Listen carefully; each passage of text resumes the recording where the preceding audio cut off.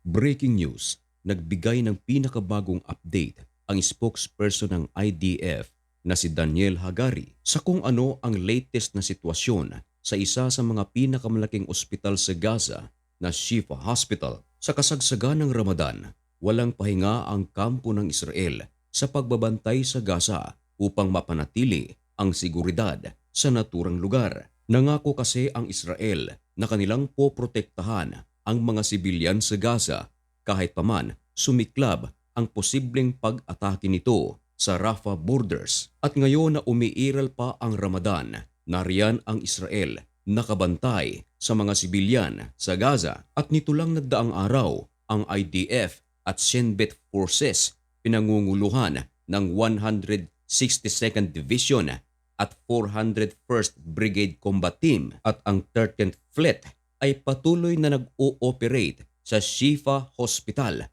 para maging counter sa terrorism na isinasagawa ng Hamas. Ayon kay Daniel Hagari, kumpirmado na napakaraming miyembro ng Hamas ang nagkukubli sa naturang ospital at napakarami ring Islamic Jihad group ang nagtatago sa naturang lugar. Ang masakla pa mga kaibigan, ayon mismo sa Israel, ito ay ayon na rin sa pagsasalaysay sa mga interrogation result ng mga Hamas na nagsurrender sa IDF na marami ang mga kawani sa ospital na active members pa ng Hamas. Meron ding active member ng Hamas na kung saan nagtatrabaho sa ospital bilang driver ng ambulance. Ang iba ay mahirap daw ma-identify sapagkat karamihan sa mga miyembro ng Hamas ay humahalo sa mga sibilyan. Nakakabigla ang ibinalita ni Daniel Hagari sapagkat ayon sa kanya, nang pumasok sila sa naturang ospital ay pinaghuhuli nila ang mga miyembro ng Hamas at ito ay kumpirmado. Umaabot sa mahigit 200 ang kanilang naaresto. Ibig sabihin, ang ospital na ito ay talagang pinamamahayan ng mga miyembro ng Hamas. Marami rin sa mga miyembro ng Hamas ang nagtatago sa mga tunnels at ang problema, maging mga public residences ay pinagtataguan na rin ng Hamas at ito ngang ospital, napakarami sa mga miyembro ng Hamas ang kanilang nahuli.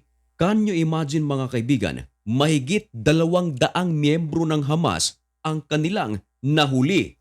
At maliban sa mahigit 200 Hamas na kanilang nahuli sa ospital na ito, ay meron pa silang iniimbestigahan na sobra sa 300, mga 350 na mga suspected miyembro ng Hamas na nasa ospital. Sadya pala talagang napakarami mga miyembro ng Hamas ang nagtatago sa ospital na ito. Ito ay isang ospital pa lang. Maraming mga ospital ang Gaza.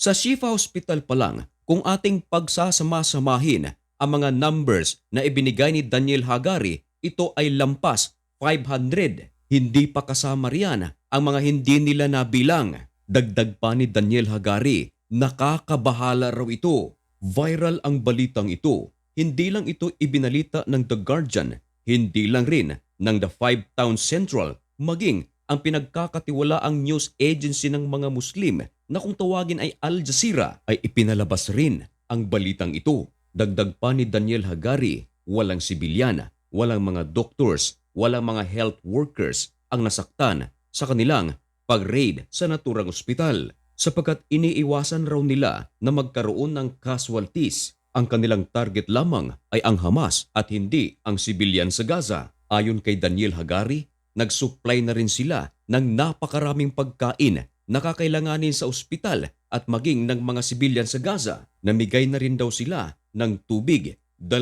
generators upang magamit sa ospital. Nang magkaroon daw ng electrical problem sa emergency room sa naturang ospital, agad raw na nagsagawa ng rescue ang Israel at nagbigay pa nga sila ng 2 generator.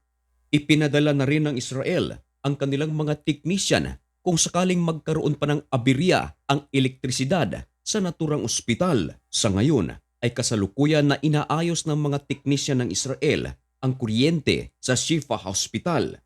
Hindi lang mga technicians ang kanilang ipinadala. Ipinadala na rin ng Israel ang kanilang medic teams upang matulungan ang mga health workers, mga nurse at mga doktors sa naturang ospital. Dagdag pa ni Hagari mga kaibigan, na sa kanilang pag-raid sa naturang ospital ay nakakita sila ng 11 million shekels at ito ay ginagamit ng Hamas para pangtustos sa kanilang mga gawain. Kinumpirma ni Daniel Hagari na ang kanilang natagpuang 11 million shekels ay ginagamit ng Hamas para maghasik ng terrorism sa northern part of Gaza sapagkat nais daw na muling kontrolin ng Hamas ang northern part of Gaza at maging ang ospital na Shifa. Kaya isinapubliko ni Daniel Hagari ang kanilang panawagan para sa Hamas na sumuko na upang magkaroon ng total ceasefire sa naturang lugar. Ginawa nila ang kanilang panawagan sa tapat mismo ng Shifa Hospital gamit ang Arabic language. Gumamit pa sila ng sound system para marinig ito ng mga miyembro ng Hamas na nagtatago sa Shifa Hospital. Subalit, hanggang ngayon ay nagtatago pa rin ang maraming miyembro nito sa building ng Shifa.